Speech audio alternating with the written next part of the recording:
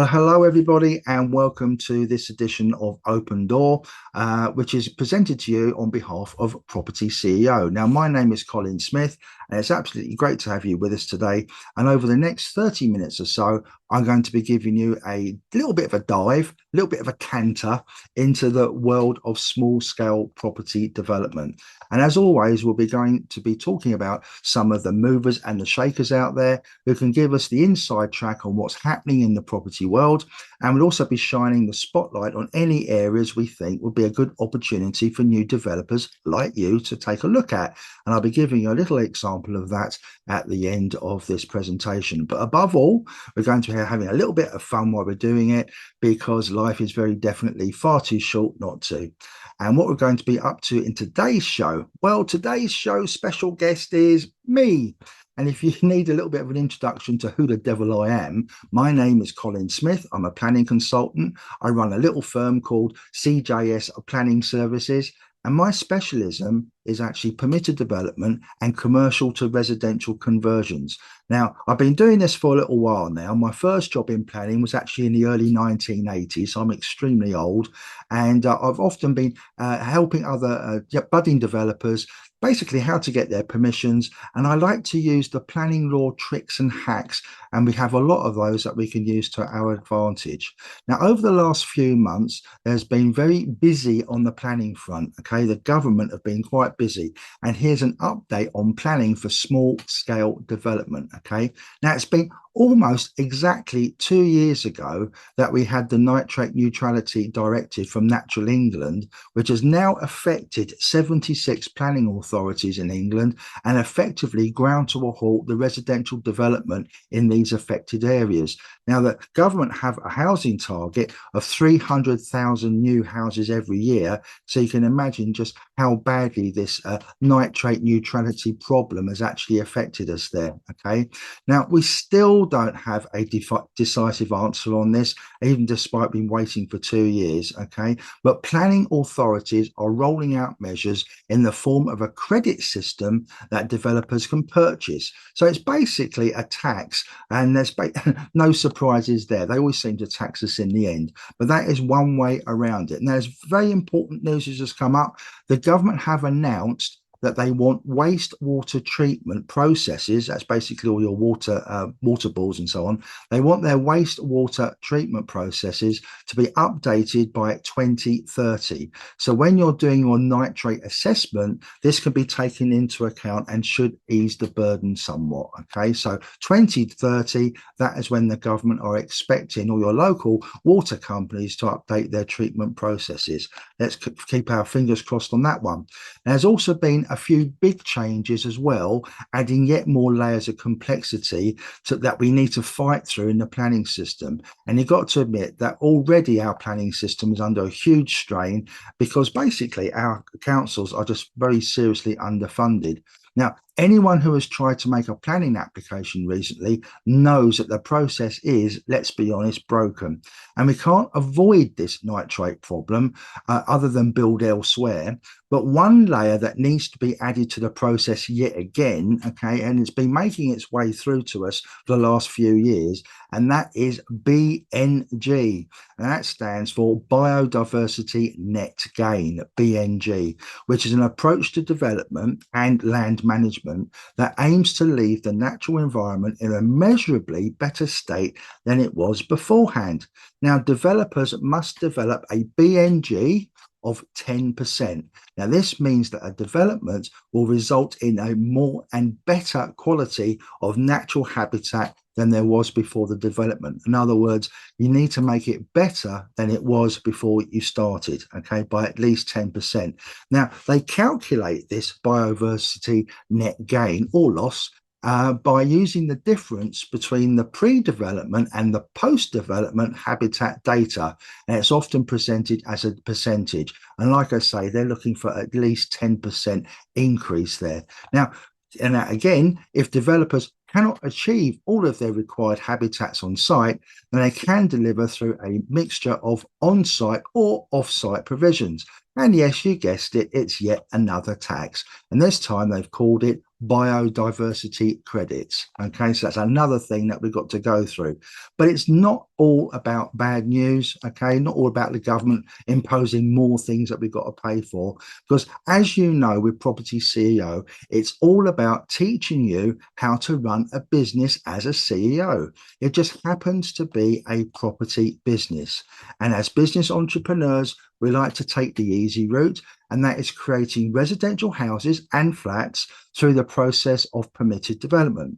Now, PD, permitted development, is a light touch, fast track way, it should be a fast track way, that avoids a lot of complications of the planning system. Now, there's many advantages to using PD because, for example, there are no S106 obligations, and that is basically a contract between the developer and the council to provide such things like affordable housing or highways improvements and other things that basically will make the planning application more acceptable to the council. Okay, basically it's a contract.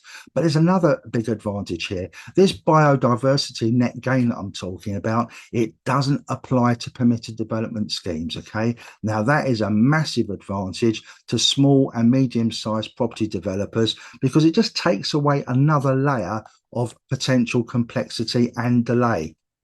Now, another advantage of PD is that the application fees to the council are considerably less than for a normal planning application. Now, if you went through a normal planning application, a full application, then every house or flat that you apply for, every single one, costs £578.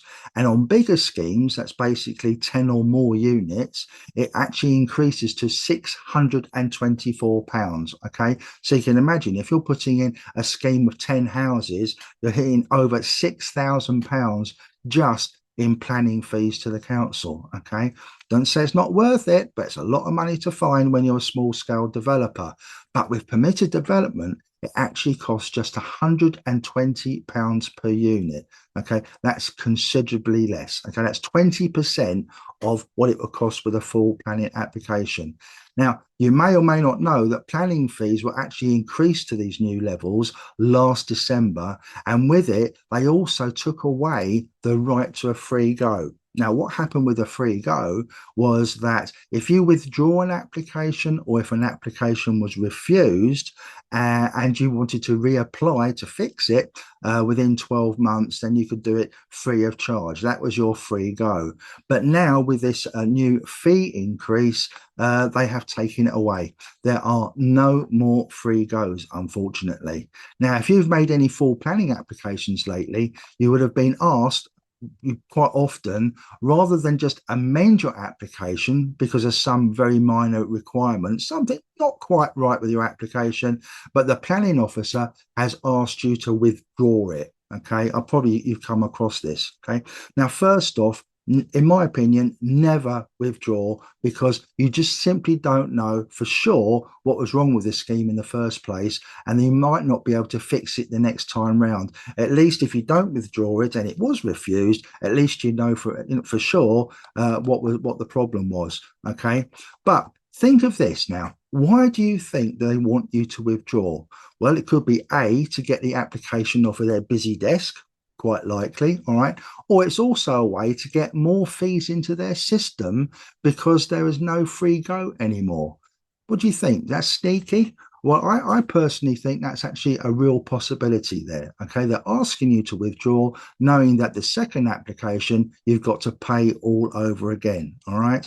Well, something for you to think about. Now, last year, the government promised a whole raft of updates to the permitted development rights. And the big one, in my opinion, was adding hotels to permitted development class MA. All right. You've probably heard of that one before. Permitted development class MA allows you to turn a whole building into residential if it was in a commercial use beforehand. And they were going to add hotels to that. Okay, they were also going to be adding an extra 2 flats to another permitted development right, and that is class G. Currently with class G you can have 2 flats, and they were talking about increasing that to 4 flats for every commercial unit. Now, unfortunately, in the government, okay, that didn't actually happen, and it may well still go ahead. But I think that the government are pretty busy at the moment with their general election plans, and redrafting these permitted development rules is actually quite complicated. So what did they do instead? Well, they had a bit of an easy life on us. What they actually did was they removed the requirement or the floor limit of 1,500 square meters. Okay, on Class MA, there was a limit of 1,500 square meters of a building that you could convert. And they also removed the 3-month vacancy requirement as well. Now, in my opinion, removing the 1,500 square meter limitation was not such a bonus. And you could already convert 32 one-bedroom flats with 1,500 square meters. All right. Now, when you're a small scale developer, doing 32 one-bedroom flats in one go, it's actually a big enough task for you. Okay, so if you have now an unlimited amount of floor area, how many more flats could you actually handle? Like I say, it becomes tricky enough as it is. So I don't think as a small scale developer that's actually going to help you very much, to be honest. But removing the 3-month vacancy requirement helps to get the tenant sorted, and also the possibility of getting some rent in while you're going through the process of securing the property and getting all your permissions. So I think that removing the 3-month vacancy requirement is actually a good positive thing. Now, getting started in small scale development is a straightforward process if you follow the propertyCEO tried and tested system. Okay. Now, property development is not easy, but it is straightforward. And if you compare it with the current problems of, let's say, buy to let, I mean, most of you developers probably started out using buy to let, okay, as your first strategy. And you find that now you can't offset your commercial mortgage anymore, okay. And you also have the Section 24 renters reform, where you have all sorts of problems with problematic tenants, let's say. And in comparison with that, buy to let should have been an easy step on that ladder to property development, but actually it's getting harder and harder and harder. But being a small scale developer, to be honest, has now many advantages, not least of which is that you can pay yourself a management fee as your CEO of your own development company. So while you're actually on the tools, as it were, well, you're not actually on the tools because you're CEO, but while you're looking after the project, you can actually be paying yourself, which you can't do if you're doing buy to let. Now, you can also use many tricks and loopholes in permitted development rights, and that will enable you to get ahead of the competitors. Okay. Now, just recently, I had a project to look at, which was a potential Class MA permitted development scheme. Now, Class MA has 5 conditions to tick. And as long as you thoroughly follow the rules and the guidance, it's usually straightforward to get permission to convert a commercial building to residential. Usually it's quite straightforward, okay? Class MA is probably the most popular way to convert a commercial building to residential, okay? And this project was actually based in London, and it's in an Article 4 area. Now, for those of you that know, Article 4 is where a planning authority can remove certain permitted development rights. And in this case, the right to convert an office to residential was removed. Okay. So basically, the client thought, well, that's the end of that, and we can't really proceed with it. But the thing is this, okay, these Article 4 restrictions remove permitted development Class MA rights. And that is simply because they think that if you remove your Class MA rights, that will stop any permitted development ways of converting that commercial building into residential. They don't actually think that there might be another way. Well, in PD, we have 2 ways of doing those commercial conversions. The Class MA, which is the more usual popular route, should we call it, but we also have Class G as well. I have not yet seen an Article 4 direction imposed by a local authority removing those commercial to residential rights, and they actually included Class G. They always talk about Class MA, but never Class G, okay? So councils think that you just basically can't use Class G in that way. Okay, they just think that Class G is all about changing a shop with uppers to flats. That's the usual way that we use it. Shops with tops, as they call it. Okay, but Class G actually has a lot of loopholes in it. Why? Because it hasn't been very tightly drafted. Okay, they've used certain phrases and phraseology that could have been a lot better. And also, there's been several court cases where it's been emphasized that we ought to read the legislation for what it actually says and not what we think it says. That's very, very important. So when you look at the legislation of what it actually says, we can see that Class G has a lot of loopholes in it. Okay, so we've got these Article 4 directions, which are trying to stop commercial to residential conversions, but in actual fact, they've left out the thing that basically you can use permitted development Class G in that situation. Okay, now here's the thing. For every commercial unit in building use Class E, remember that's the commercial use class that we're looking for, Class E, you can have 2 flats. So for every building use Class E, you can have 2 flats. But here's the thing. You don't need to have permission to subdivide a commercial unit. Now, when you subdivide a house and you're creating flats, you need planning permission. Yeah, you know that. But when you've got a commercial unit, you do not require planning permission to subdivide it. So if you've got one shop, effectively, you've got as many shops as you like, 2 shops, 4 shops, as long as it's big enough, of course. Okay. So when we look at an office block, which has several stories to it, now you can use Class G and you can convert that office block into residential, but you do it floor by floor. Okay, you start at the top and you work your way down floor by floor. Now, if you do it right, you can even convert most of the ground floor as well. Now, permitted development is very, very powerful, especially if you know how to daisy chain your rights together. And that Class G hack there was just one way of daisy chaining something together. The council think they've stopped you because you can't use Class MA, but they've forgotten all about what you can do with Class G.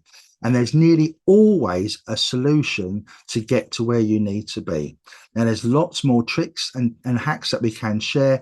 And I'd like to increase your project value, okay, at no extra cost. And also you can extend commercial buildings.